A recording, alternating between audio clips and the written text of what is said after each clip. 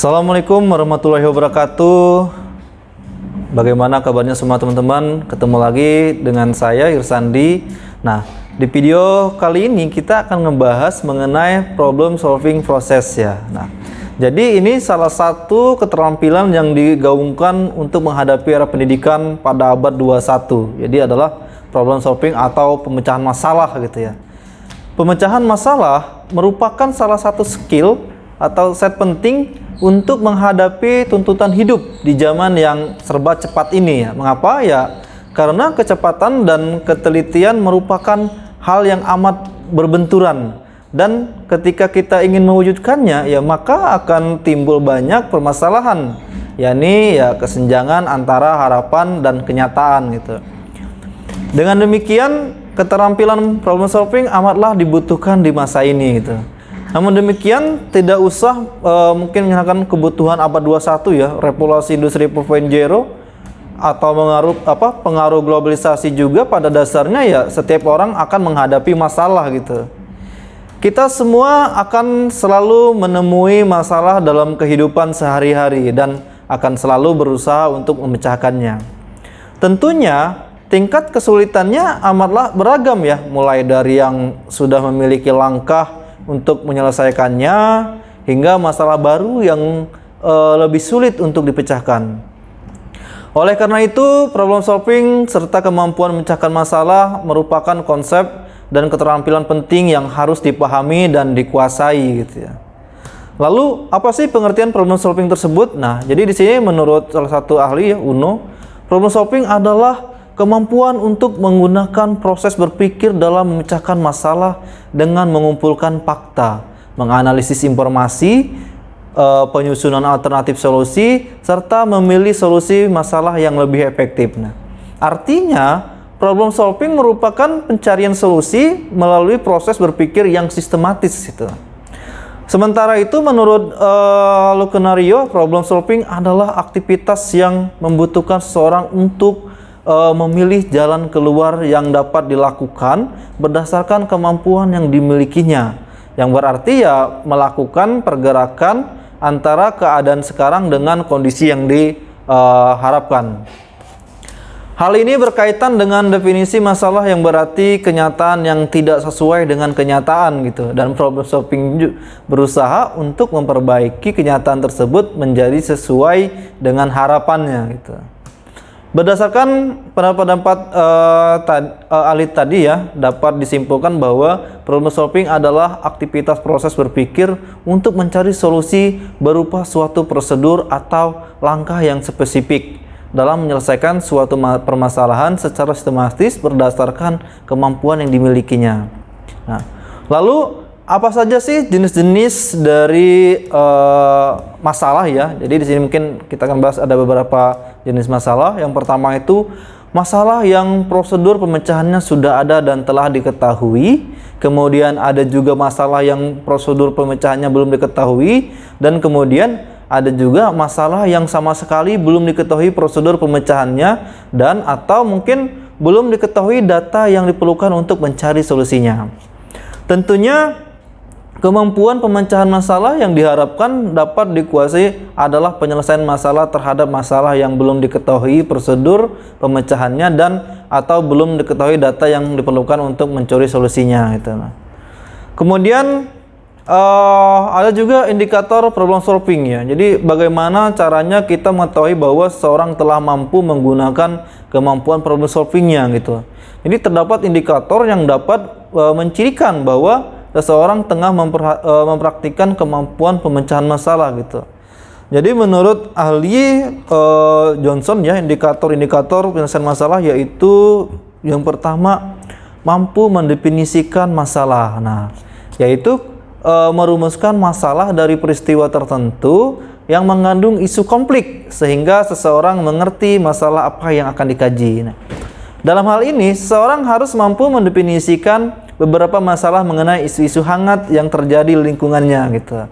Kemudian mampu mendiagnosis masalah. Nah, jadi yaitu menentukan sebab-sebab terjadinya masalah serta menganalisis berbagai faktor, baik faktor yang bisa menghambat maupun faktor yang dapat mendukung dalam penyelesaian masalah.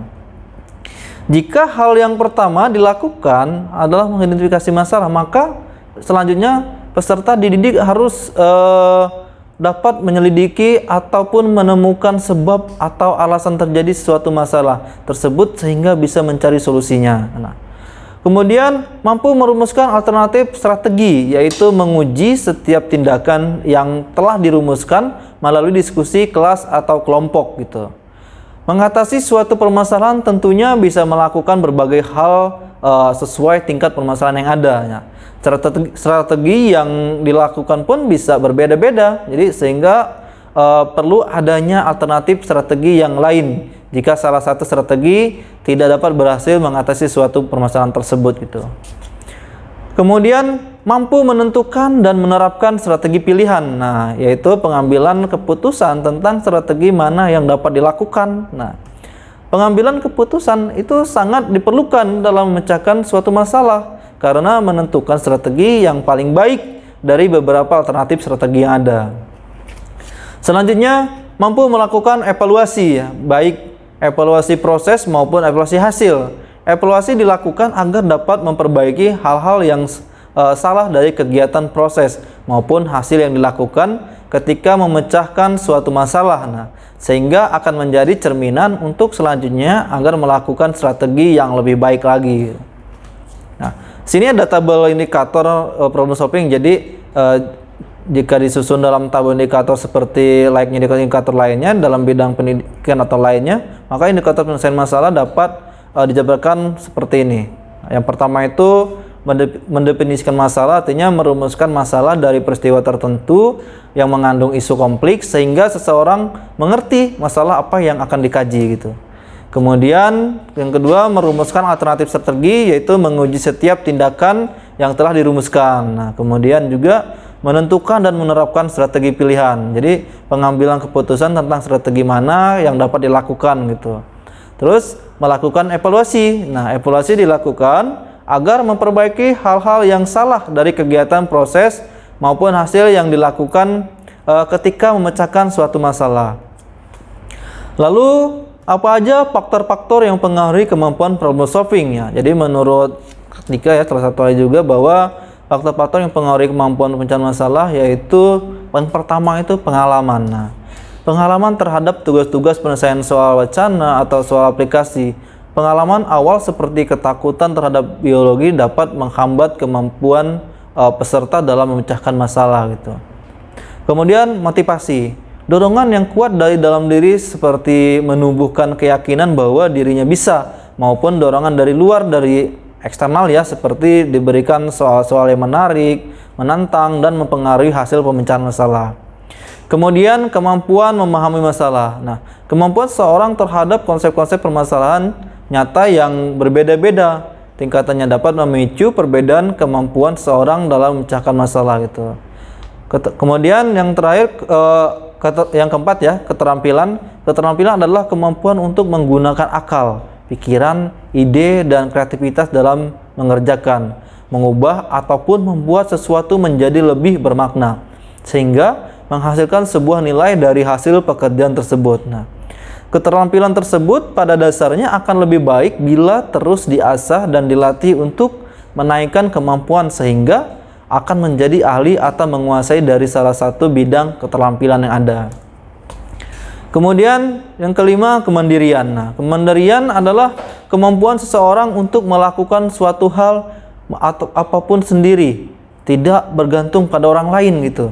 Sikap mandiri dapat membuat seseorang mampu menghadapi masalah yang ada. Sebaliknya, seseorang yang tidak memiliki sikap mandiri, dia tidak mampu menghadapi jika ada masalah gitu.